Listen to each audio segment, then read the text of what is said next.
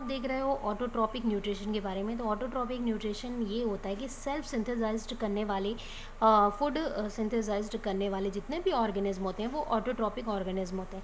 अगर इसकी डेफिनेशन की बात करूँ तो the organism which can make their own food from the organic and inorganic substance are called autotrophic nutrition. Clear हो रहा है यहाँ पे। तो अब इसके टाइप्स की अगर मैं बात करूं या फिर इसके भी मोड की मैं बात करूं तो 2 टाइप्स इसमें दिखाई देंगे। कितने टाइप्स दिखाई देंगे? 2 टाइप्स।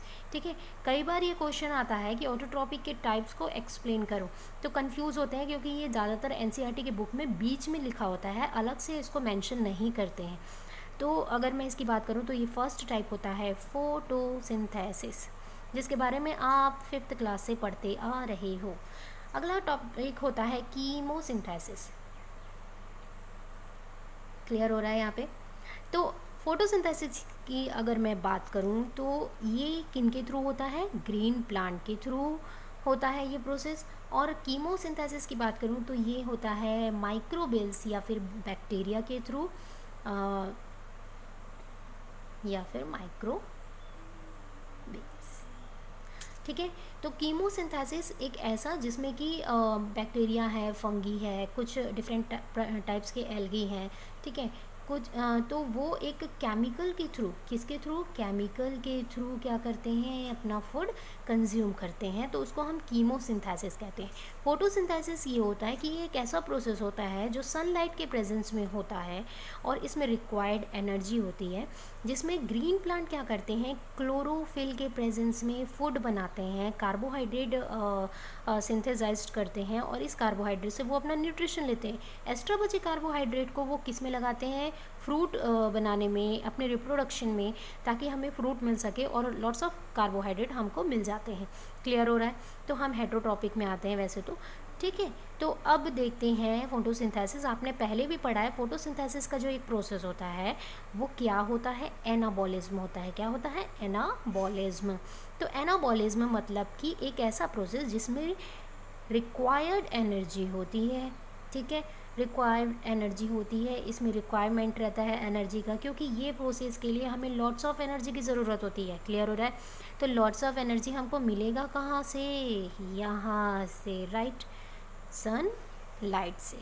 तो ये सनलाइट हमें लॉट्स ऑफ एनर्जी तो दे देता है। अब काम कैसे होता है?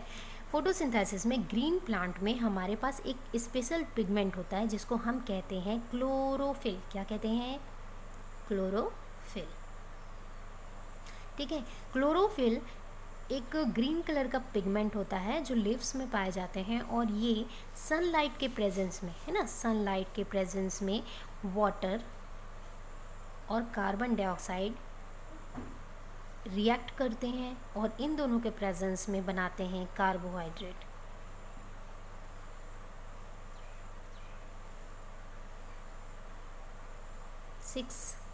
H12O6। क्लियर हो रहा है।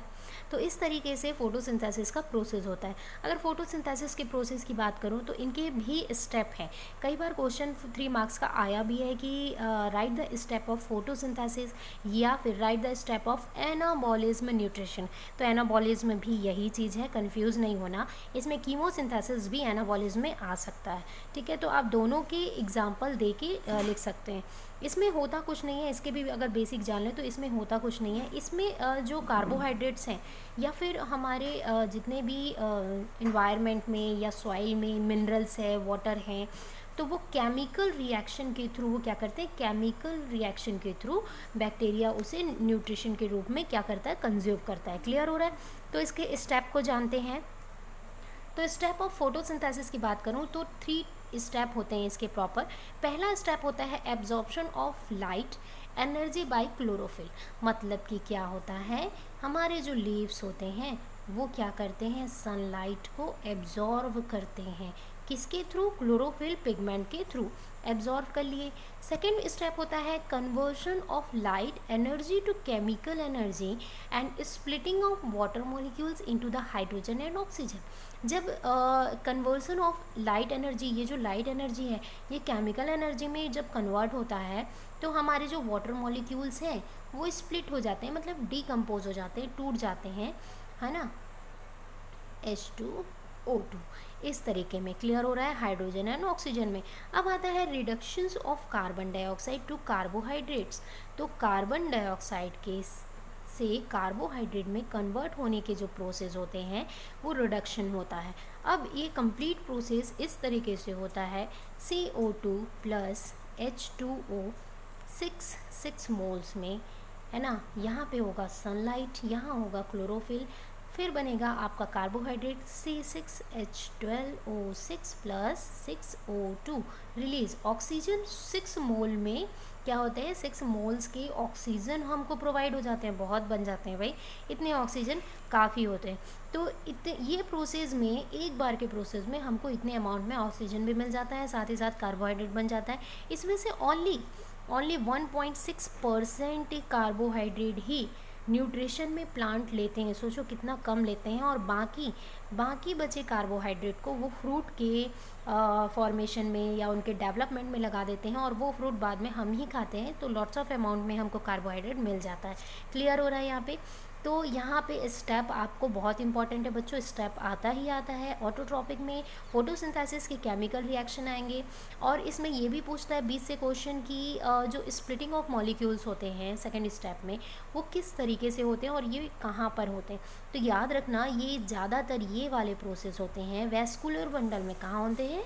वैस्कुलर बंडल में। ठीक है, तो 1 वर्ड के ये क्वेश्चन कभी आ जाते हैं। तो इसको एक बार आप NCERT बुक से पढ़ो, और कोई डाउट हो तो आप मुझे कॉल या मैसेज कर सकते हो। गुड लक बच्चों।